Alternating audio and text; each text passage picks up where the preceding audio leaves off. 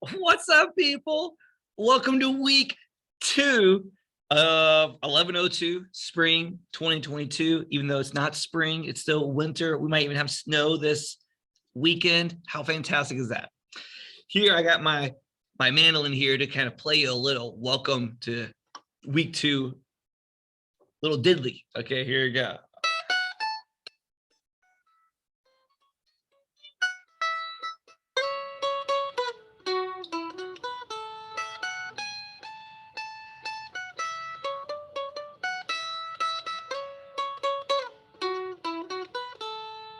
There you go, people. That was in the key of A.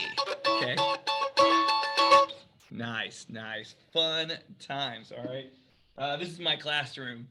I got my mandolin. I got my guitars. Okay.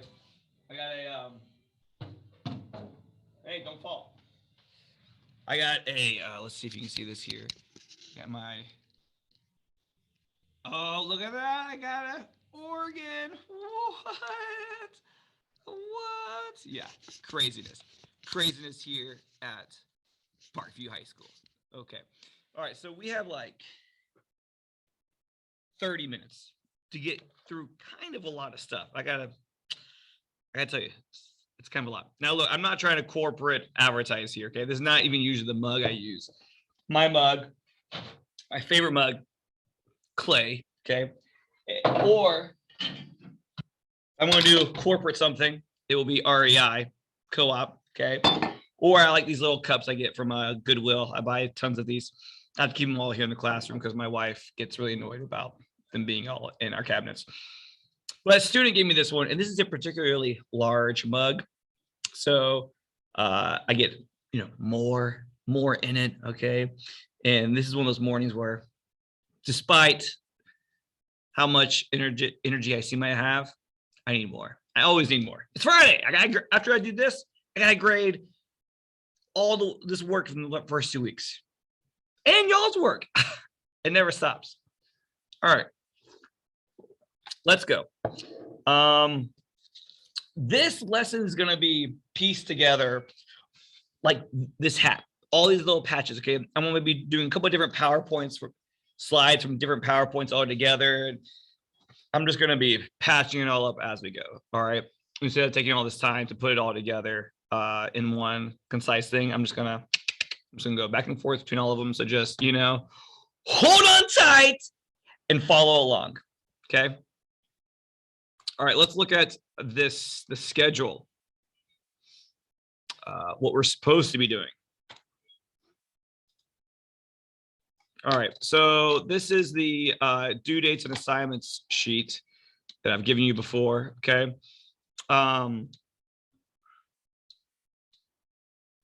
And so if you look on here on the lecture topics, we're supposed to be talking about Simone de Beauvoir, Sartre's Existentialism.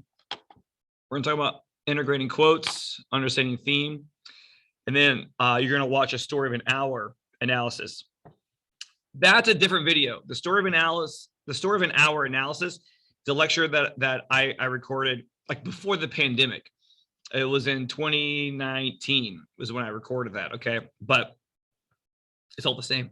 Everything like that's the same. That's a recording of a lecture of a reading of a story of an hour that I've been given for over 10 years. Okay, because it doesn't change.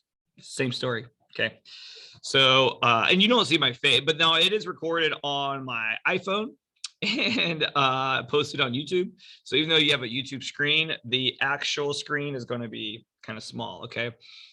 And now I'm going to be reading the story and annotating it on the same document that I gave you, but I won't be handwriting on it. So I would recommend you printing off, if you can, the story of an hour document, and then you can write on yours the same way that I'll write on mine. Okay. All right. Great. This week, you are going to watch both lectures. You're going to read this quotes from the second sex, which I'm going to show you in a moment where that is. You are going to complete the story of an hour assignment now that you have after you've watched my analysis of the story of an hour, you are going to read The Adulterous Woman, which is a story written by Sartre's best friend, Albert Camus. And then you're going to do a discussion post on relating The Adulterous Woman from that which you did research on from week 1, okay? Which I should also go over today. Okay, so there we go. Let's see here.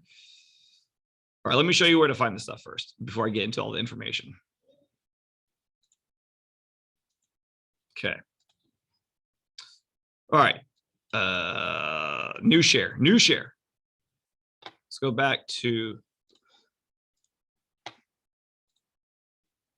here. Okay. So lessons. Okay. Lessons, go to lesson. We're functioning mostly out of lesson 2 for this week. Yum.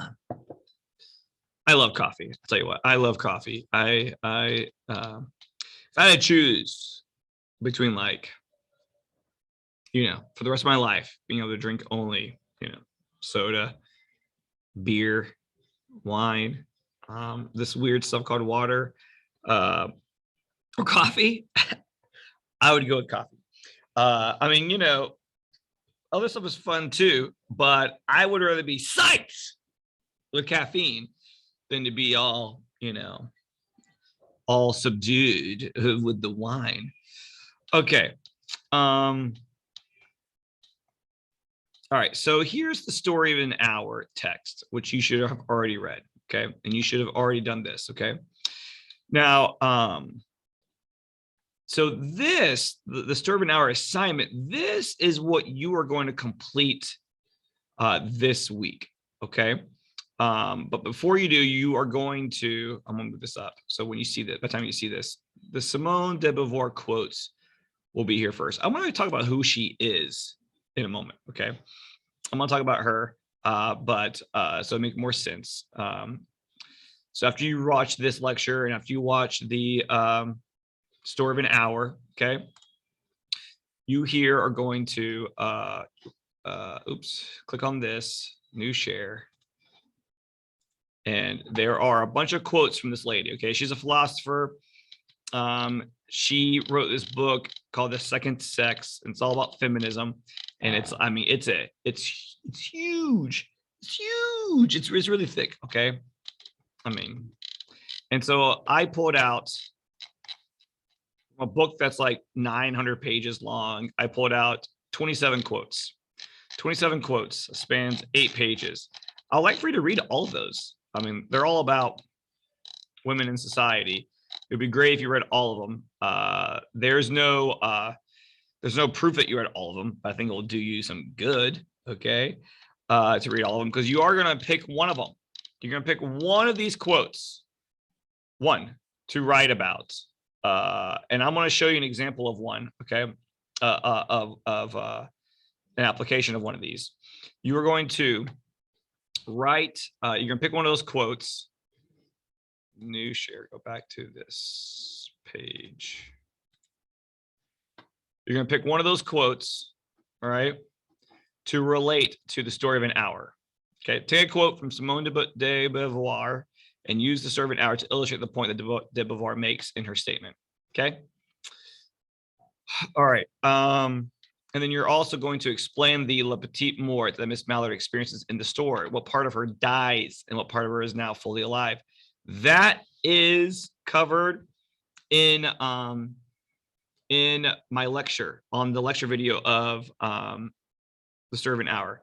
Now, I did not use, in my analysis of the story of an hour, I do not use the term Le Petit Mort in my lecture. Okay. Honestly, mainly because at the time that I was doing that, I wasn't even really familiar totally with that term. Okay. It's a euphemism. Le Petit Mort is a euphemism for an orgasm. And an euphemism is a nice way of saying something. Okay.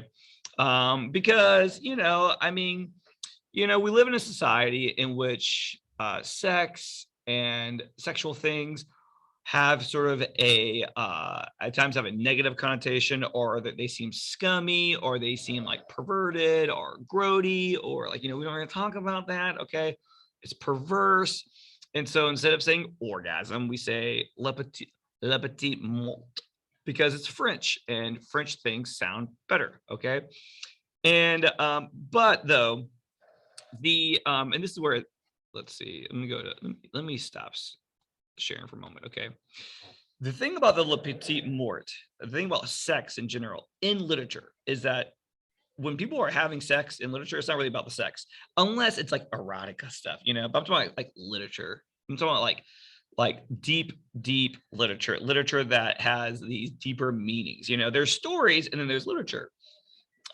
There's pulp fiction, which is like juicy, fun, fast-paced, funny, cool comments, action-packed stories that are equivalent to like Die Hard movie, the movie itself, Pulp Fiction by Quentin Tarantino. Okay, it's low on theme, but it's big on entertainment. Okay, so like sex in like those kind of stories, yeah, that's just for that. Okay, but like when we're talking about like deeper stories, stories that are really have major thematic statements. Okay, sex is not really about the pervy, just pleasures. Okay, it's a symbol, symbolizes something, and the idea, the long history of the idea is that the pleasure that's experienced in these stories during these acts represent a heightened state of human existence. Okay,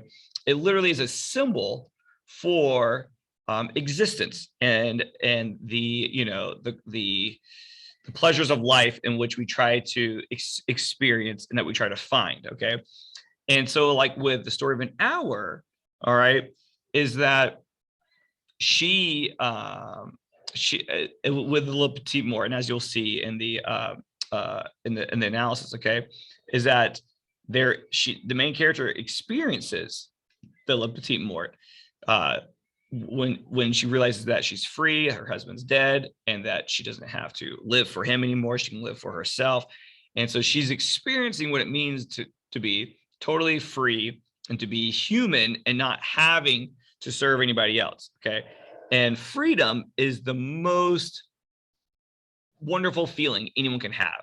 And so it's an analogy that like the feeling of freedom is like, since it's supposed to be the best feeling anyone can ever feel, then that is compared to this idea of sex, because the idea is that that's a very good feeling. It's a great feeling that people have and stuff. Okay. And so that does not require drugs or alcohol or any of that kind of thing to feel. Okay. And so the Le Petit Mort is a philosophical symbol. All right. And while the idea is that like something in you dies, and with that little thing that dies is misery. The little part of misery dies and is replaced with joy and happiness and fulfillment. And that's symbolized through this idea of the orgasm, even though it's not really actually about sex at all. It's a lot of times authors will use sexual scenes, but not for a pornographic purpose at all, but to communicate this idea of the purity of existence and being free and feeling empowered and being human and all those kind of things. Okay, and so that's what you are going to. That's what you should have sort of researched and found out about the Le Petit Mort and how it does relate to an English orgasm, but that it's not really actually about sex at all. It is about the experience of being free and human, and is the most highest state of existence. Okay, and so it's an analogy. It's a symbol. All right, and so what you're going to see, what I'm going to go over in the Adulterous Woman video, and when we get to the, I'm sorry, I said Adulterous Woman, the Story of an Hour video, and then this week when you're reading the Adulterous Woman A very similar thing happens as well. There's also Le Petit Mort in that story as well. Okay.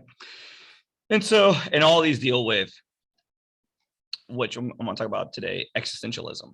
Okay. All right. So let's see. What are we going to go to? All right. So I said in my lecture, I'm going to talk about, here we go. Simone de Beauvoir. Okay. All right. Let me pull this up for you. Hold on one second. All right. So let's go to this. Let's see here. I hope that when I present this, this will share. Let's see. Oops.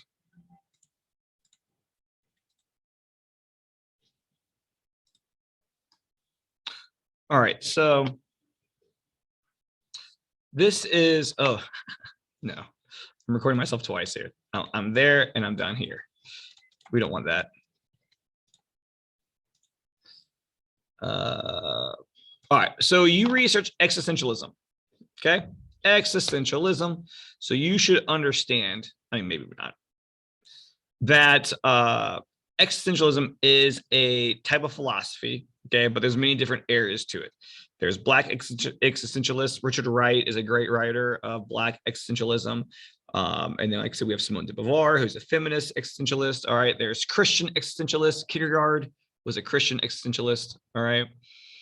And so, but it's this idea about like this look, you know, analyzing existence. Who am I? What does my life mean? Why do I feel guilty? Or why am I afraid? Or how should I live in society? Okay. It concerns the meaning of the individual, freedom, how to live an authentic life, this feeling of alienation or mortality. All right.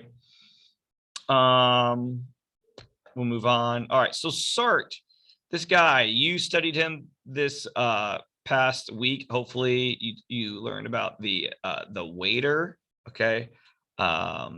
Which I might go over if I remember to here. All right. He has this idea that, look, existence precedes essence. I saw some people post that in their work. What does that mean? Well, let me tell you. All right. Is that we existed before we had meaning.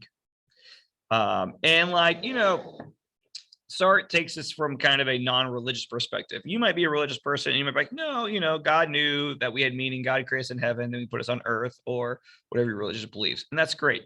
Totally. You hold on to that. Okay. Sartre, though, is saying, you know, outside of religion, all right, we existed before we ever had any meaning or depth or quality. Okay. It's kind of like, you know, if a person's born without being educated and stuff, they're going to be dumb. And so, essence means something that's important, that's deep within us. All right. And so that we existed before we had any meaning.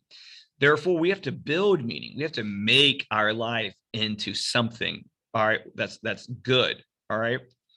And so his idea of bad faith, all right, is this idea where when someone feels like they don't have power to make themselves who they are, they don't have power to decide their own fate. Instead, they allow themselves to just follow along with the herd.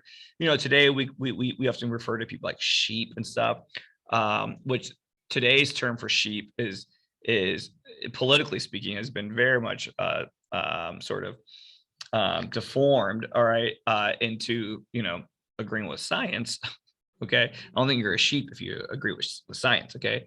But I think this idea that this concept that Sartre has about bad faith is similar to this idea of relating humans to sheep or to anybody who's in a herd mentality, where you just go along with things.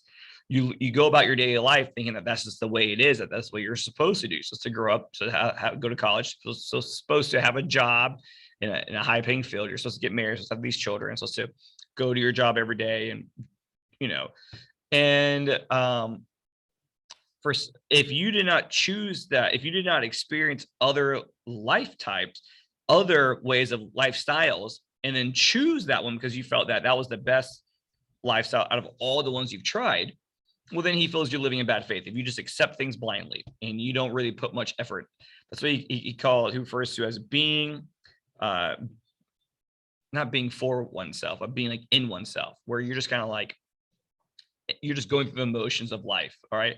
And that's bad, he says. All right. Two people can have the same exact life. One person, though, tried out all other types of ways of being and decide that this is the best way for him or her, for they. All right. And then there's another person who lives the exact same life, but they never actually tried out different lifestyles. They just adopted the same lifestyle that maybe their parents had or what they were told that they need to have. Okay. And then that person's living in bad faith. So it's about the decisions that we made. Are we judging and deciding if this is the right way to live, or are we just going through the motions of life? Okay. All right. Albert Camus, who is the writer of the next story that you're going to read, The Adulterous Woman. All right. He himself also that believed in something very similar, that ultimately there is no meaning in life, but other than the idea of living. There's no deeper meaning other than yourself, and that truth begins here and then it comes outward this way. Okay. And so he believes in this idea of called absurdity. Okay. And that that the absurdity is that we have to accept the fact that life is meaningless, but that does not mean that we should be in despair. We should make the best of it, the most of it, the enjoyment of it, and find ways to live that benefit ourselves, not necessarily in a selfish way, but as in not going along with norms and expectations if we don't want to, because ultimately all norms and expectations are meaningless. And so we need to, and like, again, this is not about like being like selfish and like being a jerk and not want to drive on the right side of the road and want to harm other people and all those kind of things. Okay. But what it means is that like, you are not convinced that the purpose of life is to make tons of money, and that you are enslaved to the time card and competing with the Joneses and having all these materialized things, because ultimately those things aren't important. So you should free yourself from materialism and competition in that kind of way, and choose something that, or the roles that people play. All right. So like, there's a debate when post-slavery, we had Booker T. Washington and why am I brain farting here? W.B. Du Bois. And they are two Black leaders who had two very different ideas. Booker T. Washington said, hey, look, even though Black people are free, we still live in a very racist world, and most white people don't want to, deal with Blacks and stuff. So we should keep our heads down, and we should get jobs doing, physical manual labor, farming, the jobs that a lot of the upper class white people don't want anyways. And therefore, maybe they will bestow upon us, employment and help us out, maybe. Okay. But we should play the role that they want us to play in order for us to be able to make a living. And W.B. Du Bois said, no, that is no. For Black people to get respect, they should not just take on, and they shouldn't. Oh, oops, pause here. They shouldn't conform. That's the word I was looking for. They shouldn't just conform to what white people want them to do. They should seek out whatever they want. If a Black person wants to become a politician, forget all the white racism. All right. Fight for that job, fight for the votes, become a politician. If you want to become a doctor, who cares? Don't let the white people tell you that you can't not be a doctor. Now that we Black people are free, fight for that as well. Don't conform to the racist society. All right. Because all that's meaningless. You need to do what's best for us. So like, that's totally different than just being like selfish. Okay. All right. Something that can be really applied to the next story we read, which is the story of an hour. I'm sorry, the adulterous woman, is Camus' idea of the myth of Sisyphus, where Sisyphus is essentially enslaved by the gods and forced to push up a big giant rock up the top of a mountain just to watch it fall back down. And even though Camus has to do, or Sisyphus has to do this hard labor, for forever. Okay. And why it would, the major point of this task is to break his spirit. The gods want to punish him. He does this with a smile on his face, and he looks up at the gods and he smiles. And his smile to the gods is really just the middle finger. Okay. He's saying, look, you might be able to essentially imprison my body, but you won't ever imprison my spirit or my mind or all those kind of things. I can still rebel against you and make the best of this. All right. And so, as we'll see with the main character in The Adulterous Woman, Janine, she has sort of a very similar reaction to her place in her life, especially the very ending. Okay. So, think about that. Simone de Beauvoir.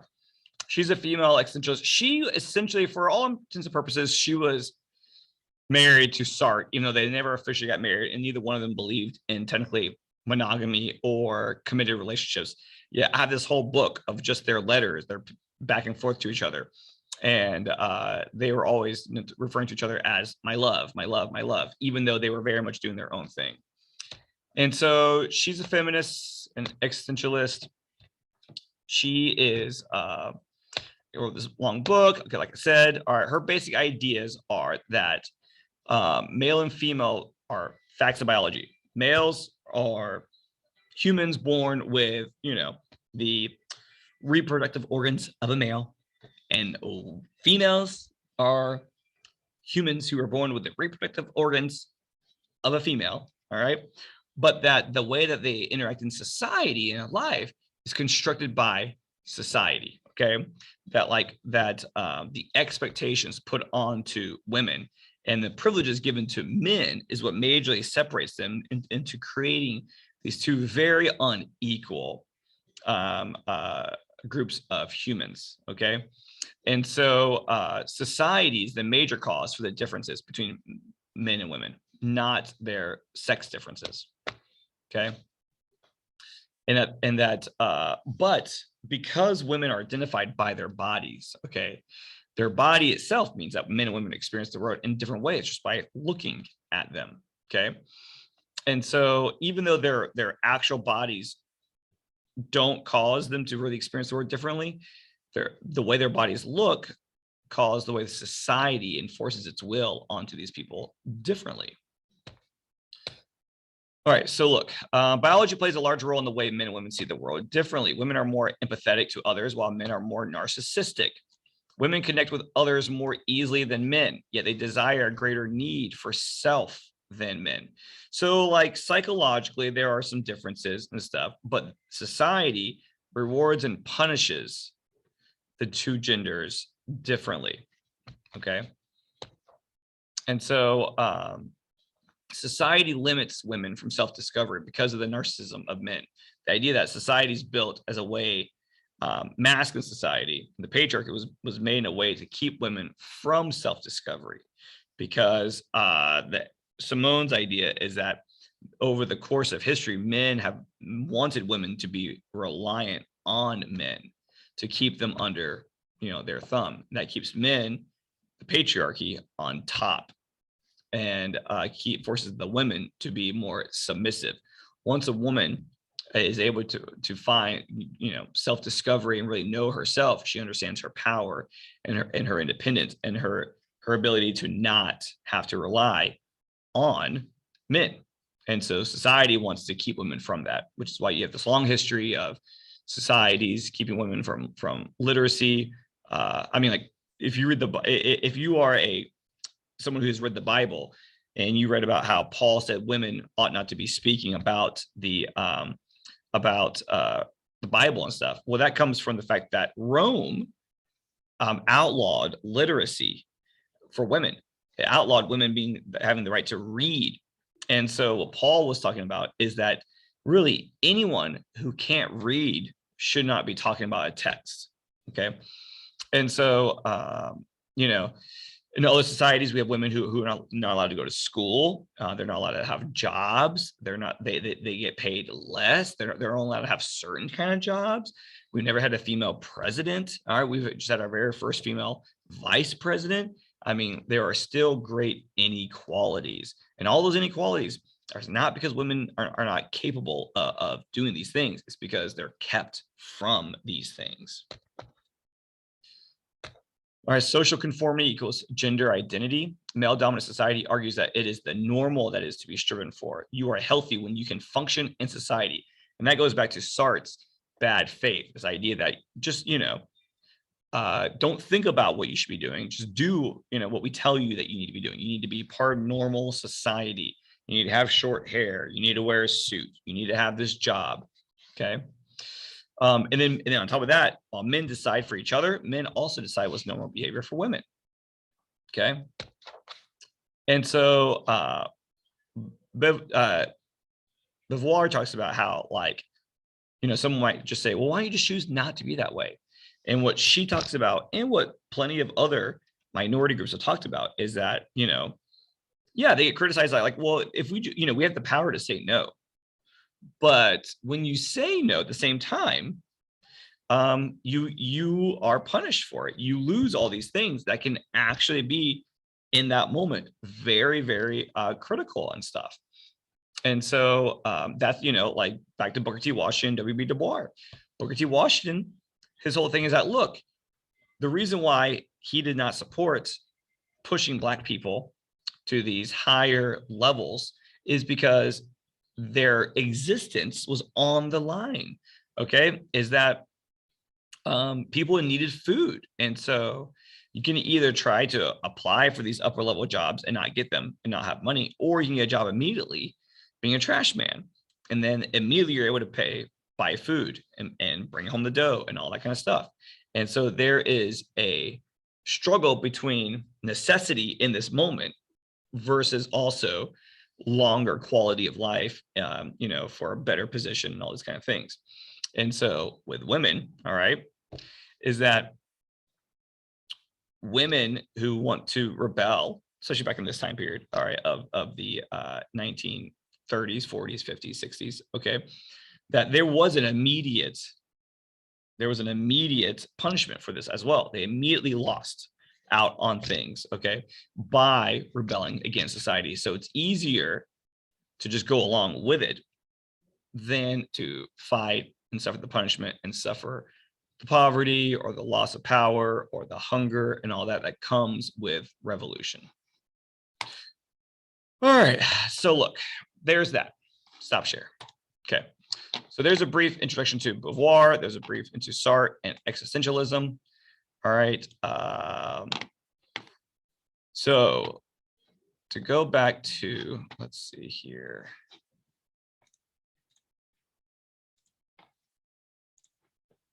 Share. Okay, so we did this.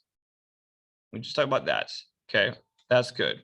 Okay, you're gonna watch this. I need to post a lecture on integrating quotes and understanding theme. Okay, which I will get to, but it might not be. It probably won't be in this lecture, so you'll probably see a third lecture to watch. Good times. All right, but I'm gonna stop here with this one. Hope y'all watched it. Hope y'all understand what's going on, and make sure you watch the Story of an Hour analysis, and then I might probably just post a PowerPoint on integrating quotes, and you should read it and follow along with that and apply that. Okay. You're probably tired of watching lectures, because between this lecture, which was 40 minutes, and the Story of an Hour one, which is 25 minutes, that's an hour long. It's a lot of lectures. All right, so we'll just stop it here, which is fine. All right, email me any questions you got. Okay, real fast. I noticed that if a lot of people are sending me the same question, I just stop. I don't reply, and I do an announcement. Okay, so just note that also. Sometimes if you don't get a response, that's because I am formulating a bigger response to everyone. Okay. All right. Bye-bye.